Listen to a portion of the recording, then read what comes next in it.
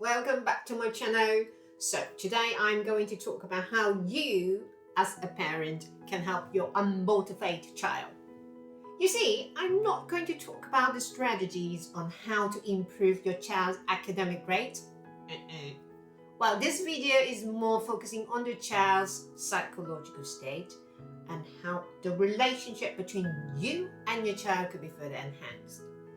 Well, in order to tackle problems effectively, we need to identify the root causes first. Yeah? Is your child struggling to keep up with the schoolwork? Is the curriculum at school moving too fast? Could it be the heavy workload, the homework, leading to burnout? Or the pressure of exams is weighing heavily on the shoulders? Yet, you know what? Getting your child to open up about their feelings can be quite challenging, yeah? Because expressing emotions takes time and practice. So right now, I'm going to suggest 6 settings and practice that you can use at home to help your child express their feelings, which can lead to improvement in their learning and overall well-being. All right, let's dive in. Step number 1, creating a supportive environment. You see, home sweet home, right? So, home is a great place to start. After a long day from work, like we adults need a safe zone to relax, to chill, to scroll on our phones, right? And you know what? Our child needs that too. Well, I'm not saying they're swearing on the phone, but setting up a cozy, private space for them to study, to share feelings, or just to soothe themselves after a whole day of studies. And even just a small corner that your child can personalize can still make a big difference. This gives them a sense of ownership, a safe space to be themselves. Like my daughter, who's a highly sensitive child, she used to have a little corner where lots of her drawings, along with some emotion expressions cards, were placed on the wall. And I think it was around like 4 years old that time. And whenever she felt sad or angry, she just went into that corner and tried to soothe herself down a little bit first before I would get to that corner and try to have a little chat with her to understand how she felt. Step 2, understanding emotional needs. Now your child has a cozy area to chill, and we shall use it well. Every day, spend a few minutes chatting about how your child's views, what's exciting, what's bothering them. It's your way to guide an emotional compass. Don't forget to use positive affirmations around their safe zones to boost their confidence, like, "Oh, thank you for sharing your feelings with me today. I really appreciate that." But remember, it's important to set some rules first, like putting away both of our phones for like 10 minutes, removing any distractions, creating a quiet environment both inside and outside. That's very important. Step 3, celebrating achievable goals. Well, another very important thing we can do is to set achievable goals with your kids together. Whether it's mastering a new word every day or finishing a book weekly, these goals shall feel attainable and interesting. Well, don't forget to celebrate their milestones. Even just a treat, extra video gaming time, a family night out, a trip to the Disneyland, to make your kids aware that his effort is appreciated.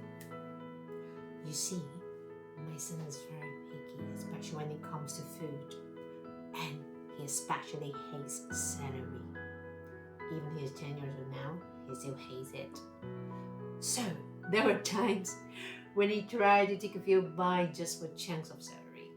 We would cheer for him dance in front of him to show how much we appreciate his effort to achieve. It sounds quite silly, but now you know what, because he's 10, he will ask me to stop it. You're embarrassing me.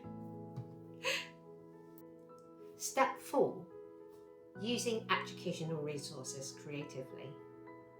You see, it's not easy to express feelings and emotion at times, right, with the appropriate words. Even we as adults sometimes find it very difficult to do that, yeah? Now, depending on the age of your child, we can try to provide them with appropriate questions, resources that can help them express clearly. Providing a good start by allowing their emotions. Now you hear me. We have to allow your child to have emotions, okay? Try not to suppress them, but encourage them to use a healthy way to express it. Now, these practices can result in a very positive outcome in the long run. And there are tons of resources, let's say apps, videos, books, or simply board games. You know, like myself, sometimes we play board games, and you know what? The tensions between, the family's members got dripped away. These are very simple practice, and then that actually works for marriage as well, trust me. Step 5, providing constructive feedback. You see, parents, please try to, instead of focusing on your kids' mistakes, try to highlight what they did well and how they can use those strengths to tackle areas they find challenging. Always, and for a positive note. Well, I know that this practice might not be easy as sounds because there are some cultural differences between different countries, but it doesn't mean that we cannot change, right?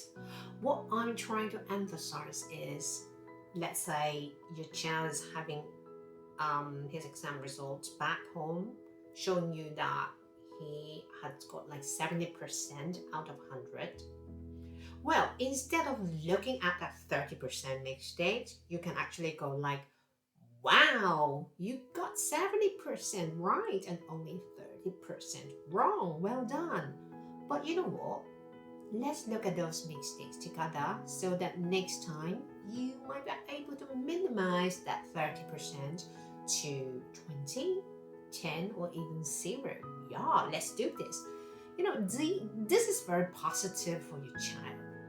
So, because I know that some students in some countries are always told what their mistakes are due to the exam-oriented system, we should encourage them that they shouldn't be afraid to make mistakes, because mistakes actually make us a better person. We learn from mistakes.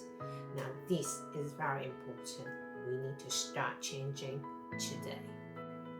Step 6, encouraging independence. Lastly, well, as a parent, I want to encourage you to let your child make some decisions whenever it is appropriate. I understand that parents have very little control over the school curriculum design.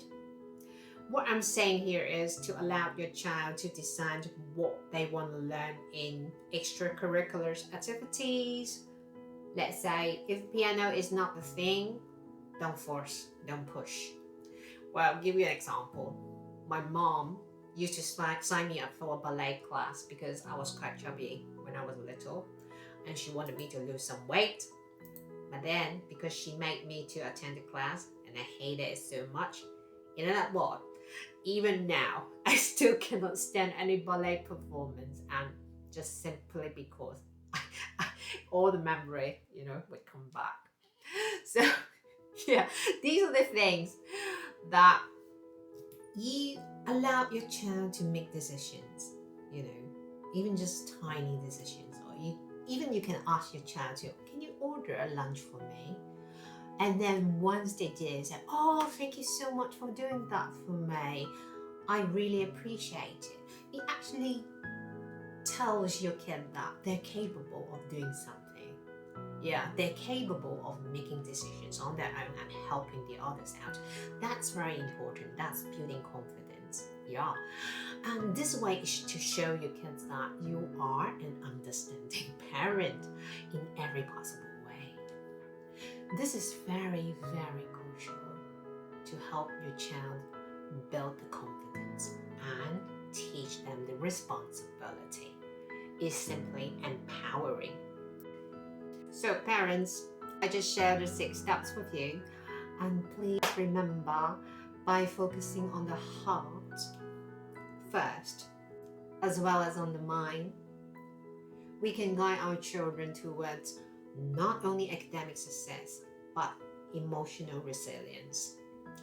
Okay guys, if you found these tips helpful, don't forget to like, share, subscribe, and hit that notification bell for more awesome content. Stay tuned for part 2, where we'll dive into how teachers can implement these strategies in small group teaching. Now, we are on this journey together, okay? That's why I started this channel. Today, let's build a foundation that goes beyond grades, fostering a generation that believes in its boundless potential. Every small step you take make a big difference in your child's life. Remember that. Okay, see you next time. Bye. How you as a parent can help your unmotivated